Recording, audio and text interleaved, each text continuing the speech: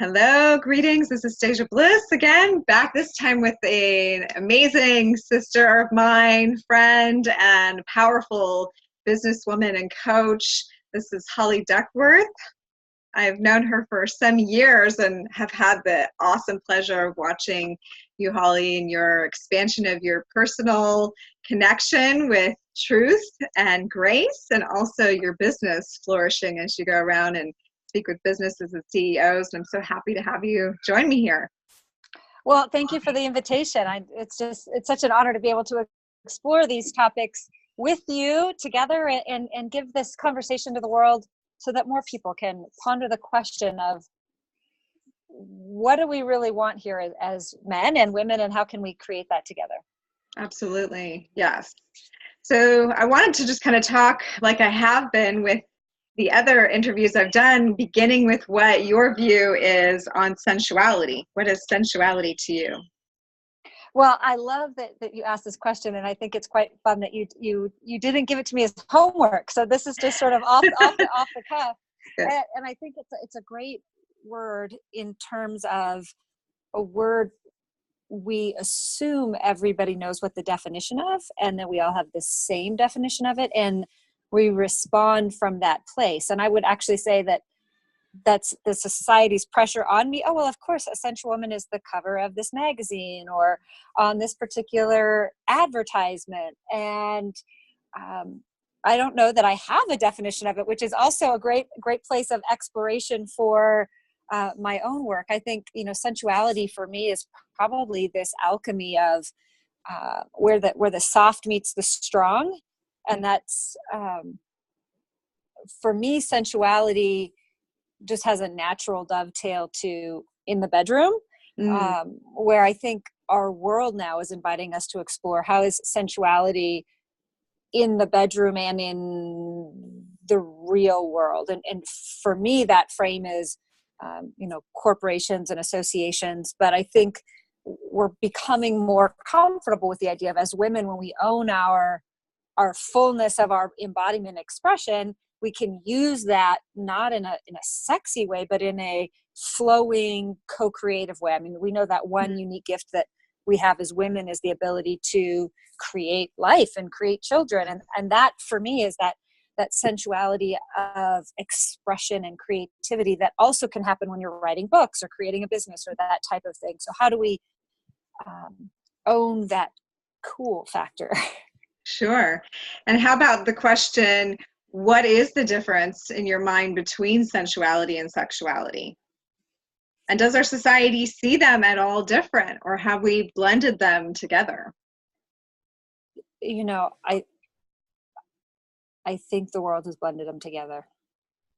And do they belong together, I guess, is my question.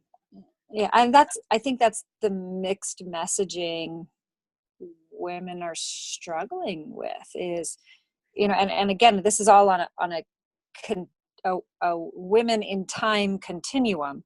Totally. I can only speak from my perspective. I'm in my early 40s, but I'm sure that sensuality and sexuality means something to my friends. I refer to them as wisdom keepers that are in their 60s, 70s, and 80s. Very different than me in my 40s. And I believe this lens is different for those women that I'm friends with in their 20s. So I think sensuality, sexuality, how can we be in a place of honoring the continuum of time, and then what are we going to choose now? And I love that movie. The Devil Wears Prada. One person is coming from their life in this, you young people should look at business and life and sensuality and clothing and the industry. She was in the clothing industry the way I did. And yet there's this younger person coming in. So that's one of the gifts I think about being 40 right now, is we get to kind of be the bridge between these two conversations. And I do think there's a space to de-link sensuality and sexuality, but are we willing to navigate the awkward of that? And I believe there's a space for it, because we have, men transitioning to women and women transitioning to men. And we have, people exploring alternate sexual identities and sexual expression. Right. Well, that was I, kind of good. I love all of that because this is perfect for why I've created this 40-day Muse journey. And that is because I really do feel that it's an important moment in time that we separate again these two and see the value of both a woman and a man's sensuality, and that there is great power in it, and that it doesn't need to be a sexual expression, though it very much can lead to that and can become that if we choose it, but that it doesn't have to be tied together. So the journey is about, how do I learn what my sensuality is as a woman, or as a man, as a man observing a woman, and how to honor and cultivate that without being afraid that it's going to become a sexual invitation. And in that journey, I think of starting to like understand and own what that is again, we have this word, this bitch word that we've cultivated for a woman who's seeking to become empowered and also seeking to own her sensuality as maybe a separate faculty from her sexuality. What do you think about that? Are we willing to stand in the question, create our own boundaries, and in the words of Ernest Holmes, stand for something and against nothing? Mm-hmm. And that is the articulation of curiosity. And I think our world says it's okay to be curious about somebody else, but you should have the answers within yourself. Mm. And so this conversation, I think you invite in this Muse journey, is, can we be in curiosity and discovery for ourselves about our own past sexual experiences, past sensuality experiences, and how those things inform our life today. And we set up this interview a few weeks ago, and now it all makes sense to me why I had this experience. I was at an event. I was at an event on Wednesday, and I didn't understand why this happened, but now I do. So I walked in, and there was a human being form that walked in, and her its physical human form was black denim shirts, black and white striped shirt, what I would have referred to as a long feminine ponytail, but had a full beard. And the upper face did identify more in a female form. And, I kind of just energetically said hello. We ended up walking in together, this form down one aisle, me down another aisle, and we ended up sitting in the same row. And hi, my name is Holly. This person said back to me, hi, my name is Amanda. And I'm so honored by those conversations and challenged by them. And I feel so gifted to be one of those people who can say, oh, this is kind of like dialing my number here. I don't know what's going on here. And work within that energy in the question. And I probably didn't handle it as well as I could have, but I think we get to be in this place of how do we ask the question, what are you experiencing? What's your expression, in a way that's respectful? Because I think often when we do get in those situations, we don't ask the questions. We go directly to judgment. Oh my God, this person is transgender, or oh, they're this, or oh, they're that. And then that judgment forces, but I stood in that and started really wanting to be, who are you? What are you? I love that you're being you exactly the way you are. But we're going to have more of those experiences as humans. Mm-hmm. And I think those of us who choose to be enrolled in this 40-day Muse program can be the thought leaders, not from an answer perspective, but a question perspective. Because clearly this human being is human, and I want to honor their humanness. Mm-hmm. And maybe it's not even for me to understand. But thank you for inviting this into the conversation, because I didn't know why I had that experience. That's sexuality, that sensuality. I could have gone into bitch mode, but I didn't go into bitch mode. I mean, I looked this human being in the eye 3 times. So great to meet you. What's your name? Have you been to this learning opportunity we were at before? Have a great weekend. Like, where I just absolutely know this person walks into judgment, and people close down all day long. Yeah. Which is true of a lot of people who are standing in their truth. So you just brought up, I could have gone into bitch mode. So let's talk about that for a moment. Like, what is bitch mode? Let's just dissect that for a moment. Well, just like sensuality, I think my definition of bitch mode and yours is probably not the same. And where do we get triggered in bitch mode? One of my notes in prepping for today is I think any of these things is like a thermometer. You can turn up bitch mode or right. And how do we, I think bitch mode is just that place of I am always right. You are only going to dress the way I dress. You're only going to speak the way that I speak. You're going to, be in the industry the way I'm going to be in it versus, I love your words on the other side, elegance and grace. And I think bitch mode is often a label we throw around on others to lift our own self up.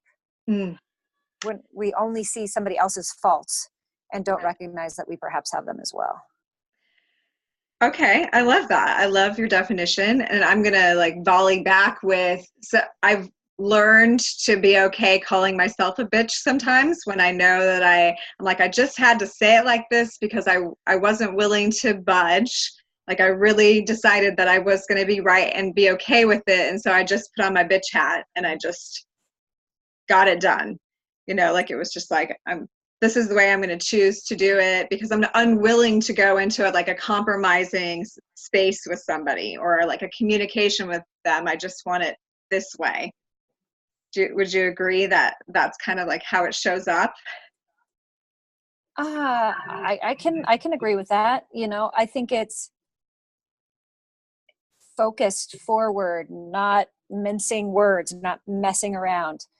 But it's funny. I looked up the actual definition of bitch. I love to play with words. It's, female dog. How have we taken the word female dog and turned it into expressing displeasure and grumbling became now targeted to a female with displeasure and grumbleness. And I don't think it's always displeasure. I think sometimes it's just anger. We kind of referenced that in the pre-show notes, Or righteousness, I'm right to be this way. And somebody might say, oh, she's being a bitch when she's really just really owning where she's at in that moment. And so I think as powerful women, I wanted to watch our conversation go into this place where as we're rising, I feel like I want to escape from that term of the women rising, but for some reason it comes up again, that as women are rising into more powerful spaces in reality and in humanity, can we own our sensual nature and allow that to guide us into the powerful place rather than bitch mode? Because I feel like some of the fear that comes from some men or culture around women rising up is this bitch mode taking over, and that powerful women being bitches is kind of a scary thing. But I think there's actually an alternative, which is the sensual, powerful woman.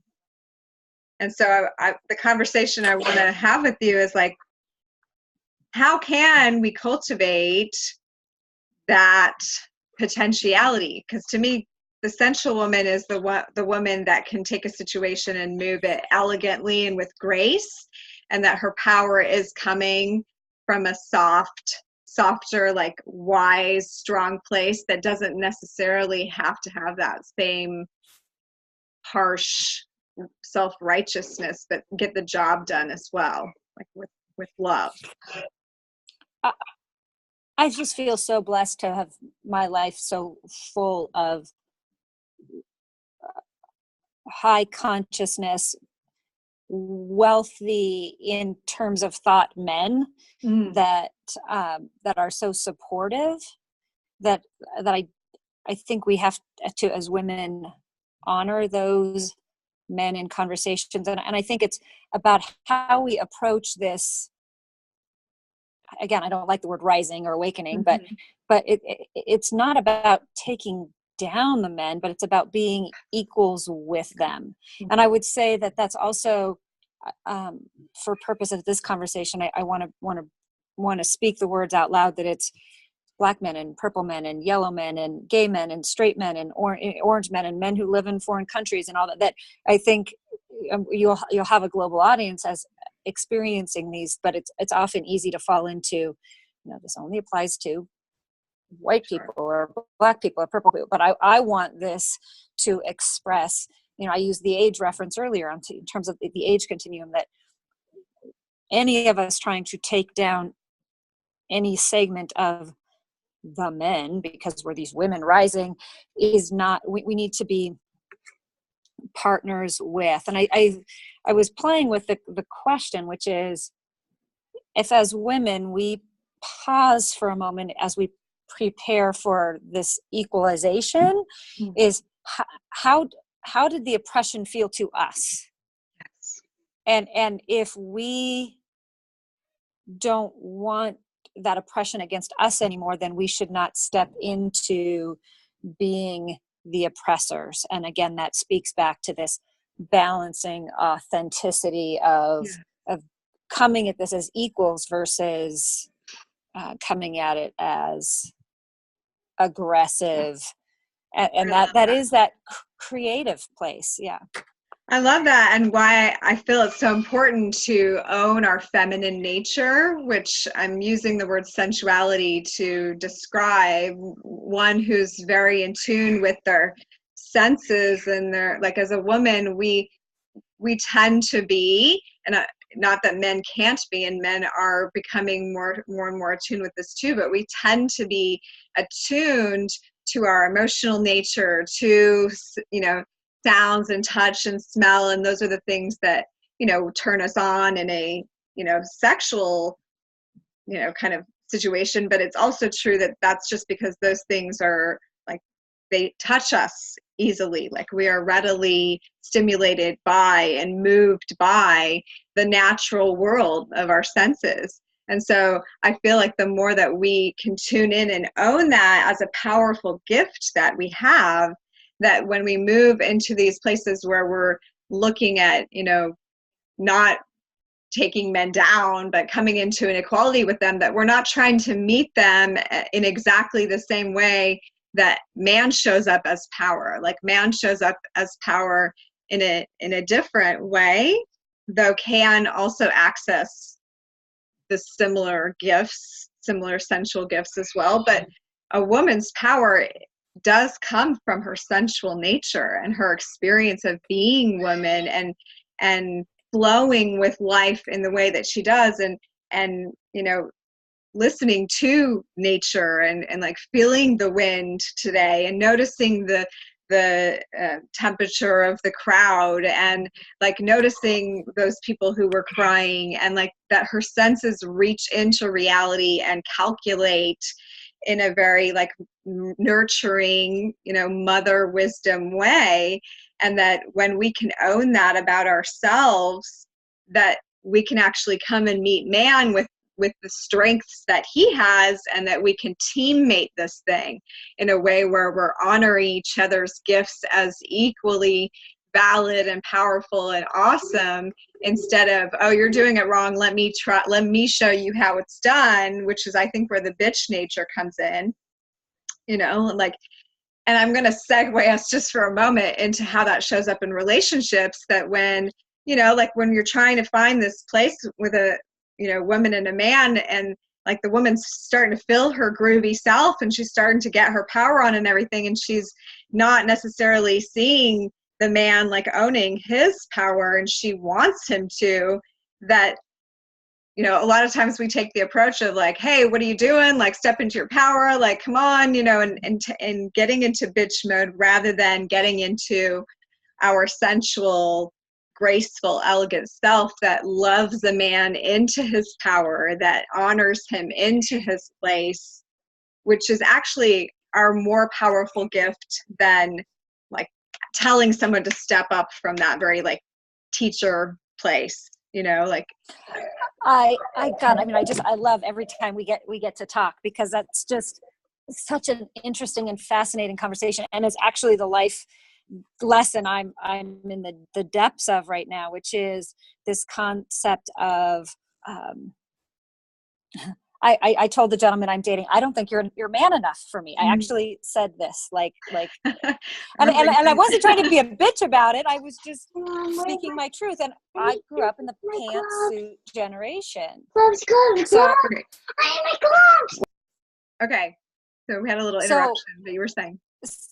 So I had this experience of, saying to this man I love, I don't think you're man enough for me. And I grew up in that pantsuit generation. So I'm in my own thermometer of balancing within myself the masculine energies and the feminine energies. And I knew that my work was really around kind of letting this masculine piece fall away and bringing in this feminine piece. But I desired someone who could complement that with his own balance of masculine and feminine. And he tells me weeks later, that's the best thing I ever could have said to him, because of what you just alluded to, that love invites men into their power and vice versa, and a safety in what society says, oh, feminine is weak. No, feminine is strong. But how are we going to be equal with that? I think a good example of that, and this one just breaks my heart every time I hear it, is the traditional societal rules about who opens the door for someone.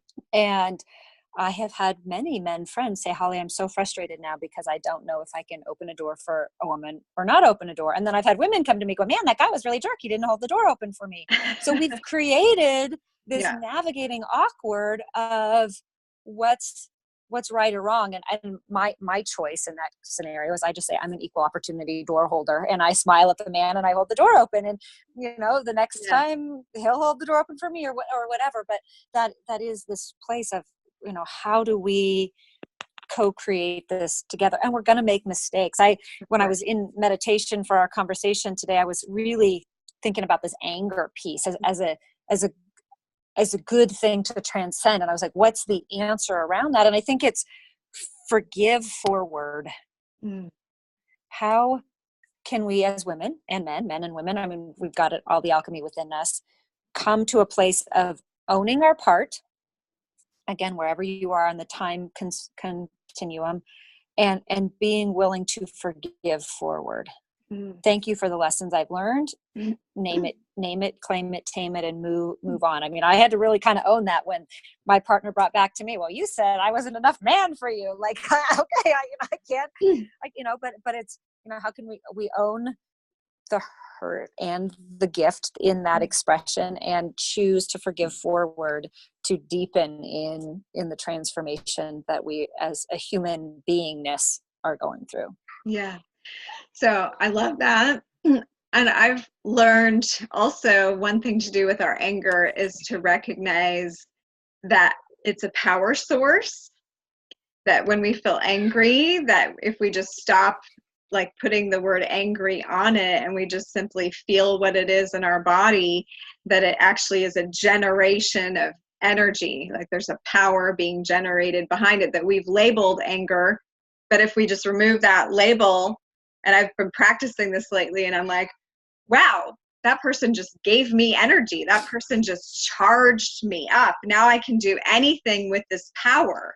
And I actually wouldn't have had this level of power had that not just happened, that I called anger at the beginning, but now I'm just going to say I just got a power surge. And it's amazing how that works, that, on a soul level, maybe, or on a psychic level, I almost feel like we soul contract with each other to push each other in a certain way so that we can generate.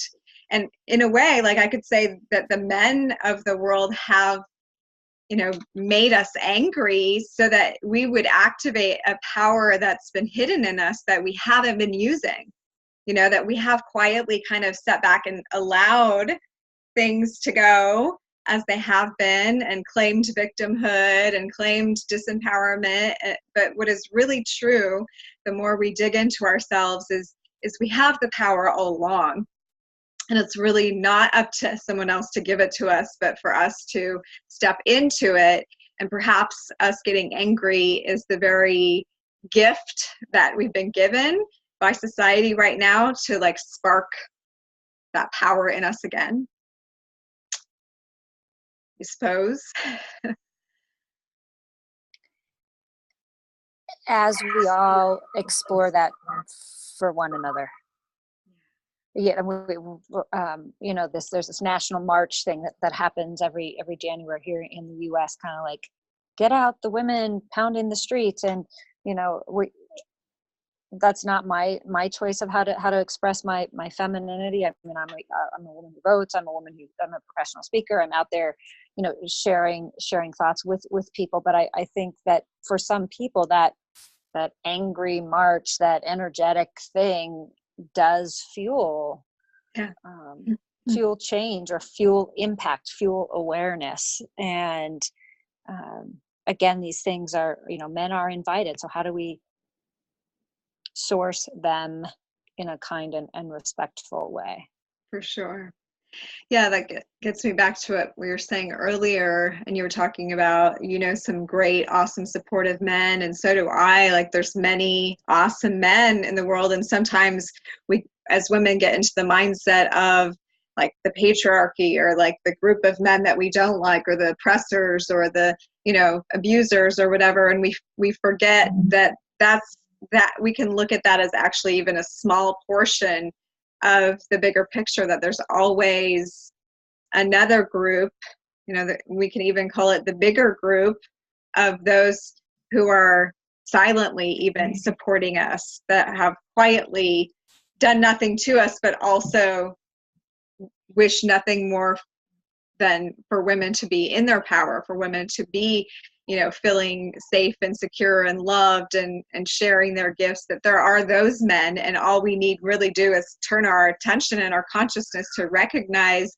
that that's the team that we're playing on, and that we can just kind of like stop putting energy and attention toward the team that we would be fighting against, and like focus on how we can, together with those who support what we're talking about, create a new world together.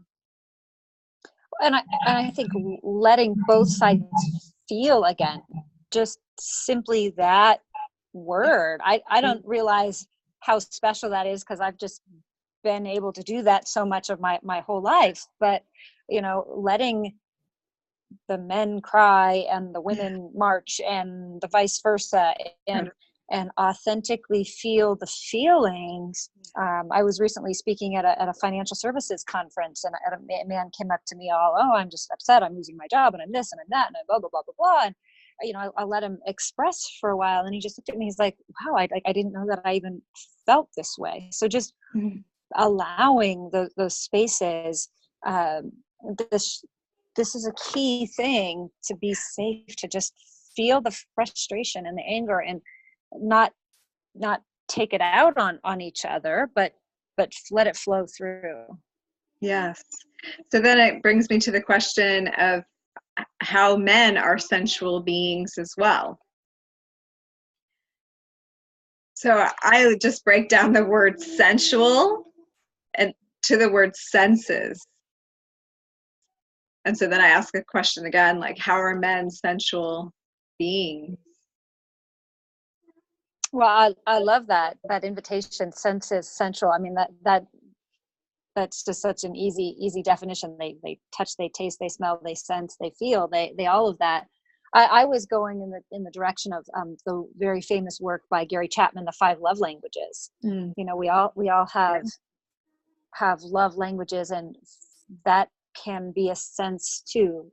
Totally. Sense of touch, sense of giving gifts, or acts of service, or time together. That again, it's inviting a conversation around, how am I going to choose to sense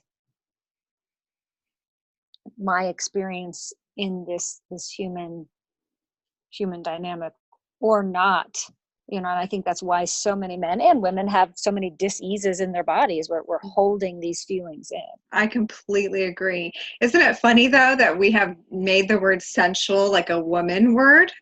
Like, just even thinking about, like, gosh, that is where everyone's mind go. Like, everyone that I've talked to, it's like the first thing that we go to. And it's so interesting that the word itself comes from senses, and that none of us are without our senses. And yet it's senseless in a way, that we think that this word sensuality, and we've like kind of made it become the sexual invitation word I know that for myself personally, like I was afraid of my sensuality for a long time. Like I felt like my sensuality, if I was in that space because I didn't know what it meant and I didn't know how to manage it, was and became like a sexual invitation. And I think that I have not been alone in that feeling. And that when I finally decided, how am I going to be a sensual woman without being an invitation all the time? And I literally had that conversation in my own head, and I came to the conclusion, hey, sensuality just is who I am. Like I can't stop it. And so I'm just going to let it be in me and not like try to like put it out there in the world as any particular thing, and just see what happens if I just like percolate in my own feels, my own sense of being alive. And that was like kind of my turning point with the word, where I just suddenly felt myself being able to flow with my nature more naturally and being like, like this is not something I see everybody do. And I think it's a really important practice for us all. I've been reading the Brene Brown book, Dare to Lead. And that's often comes across as a business book, but I'm kind of reading it through the work of being a woman leader in the world. And her first thing is about, braving trust. And that's the trusting yourself to have the boundaries. And so I think especially in this sensuality, sexuality conversation, it's leading yourself from that place of deepest trust. I mean, I'm a very public figure, photos, websites. And I mean, I'll tell you, for, the first 25 years of my growing up, you'd always, see little old me in a big giant puffy t-shirt or what. I mean, I dressed the way that I knew how to dress, and I kind of hid the body, not knowing what I was doing. I'm not trying to be unsexual or sexual. And now, I'm finding myself, I'm a size 4 in these lovely dresses and all that, and owning that space of body awareness, whatever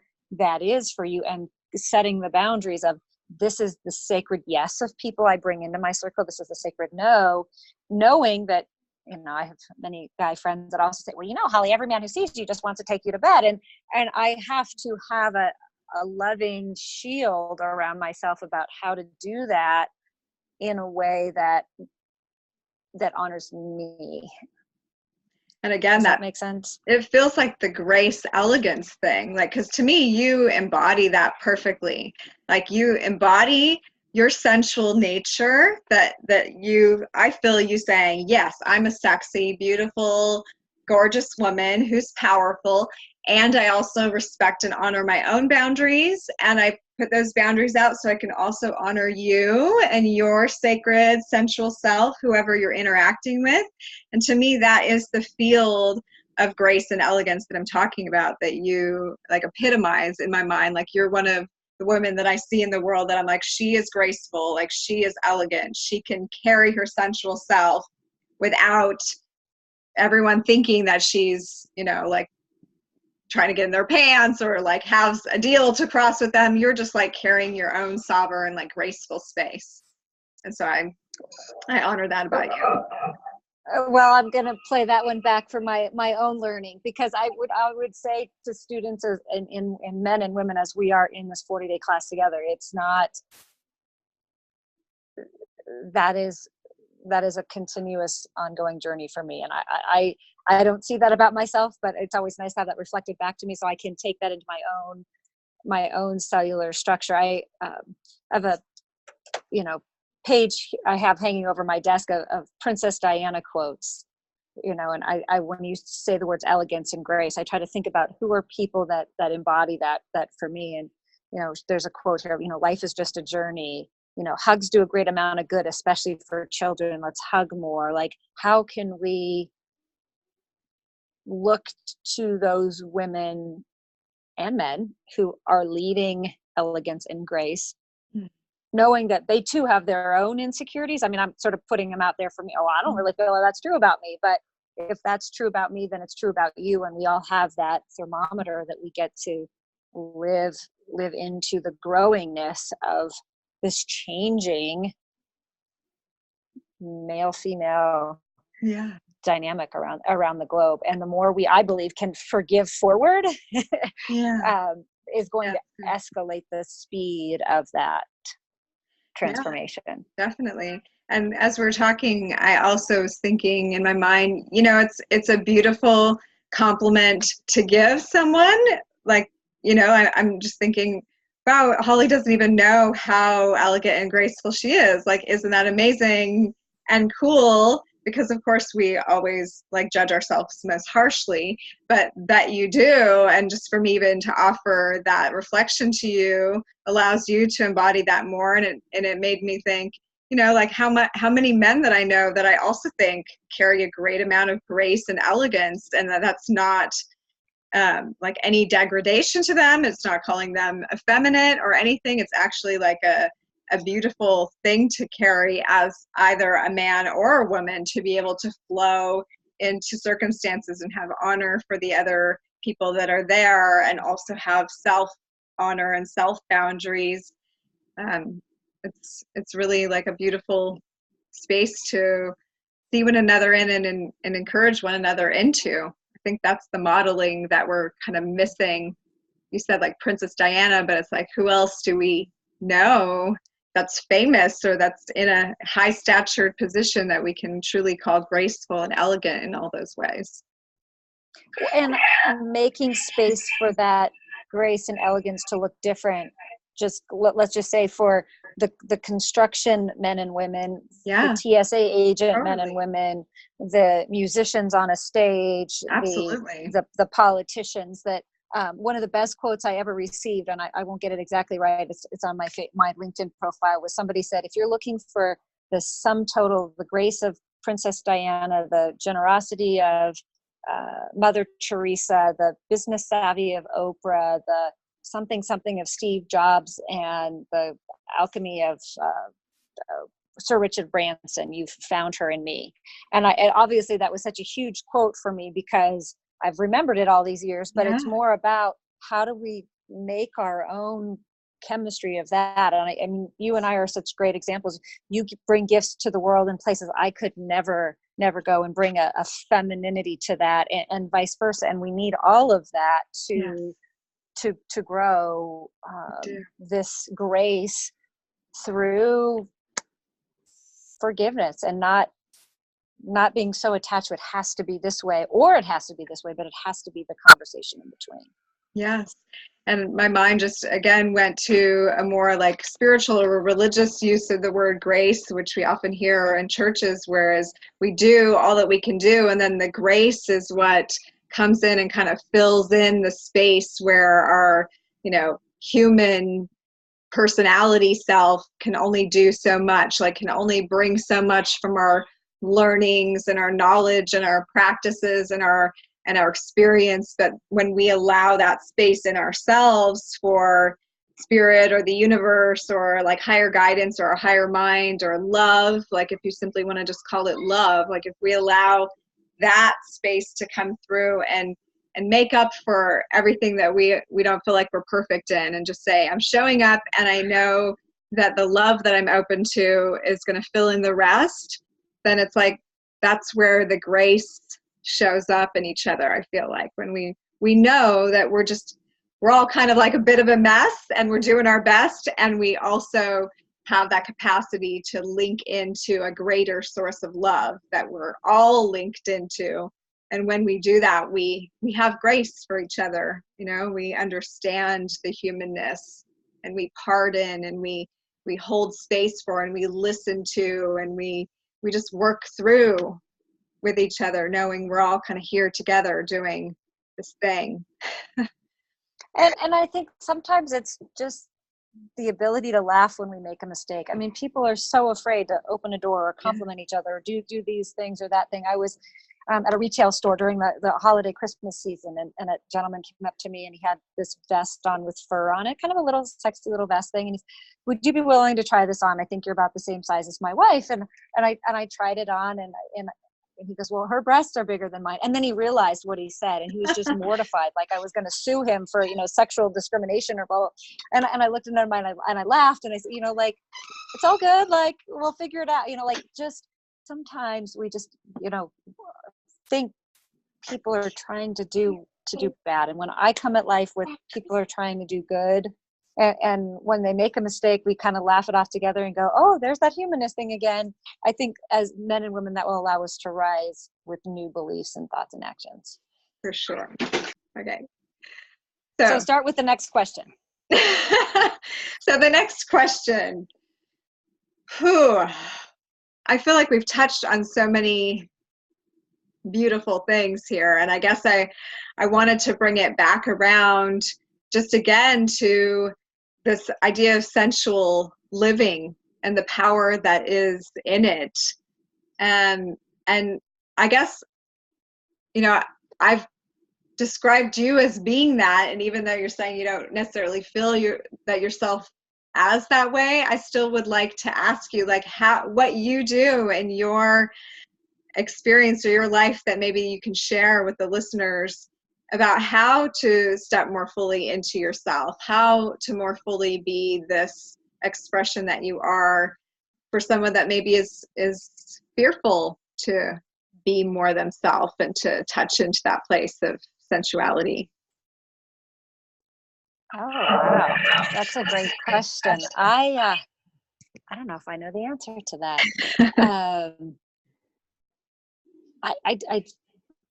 I think it's the place of,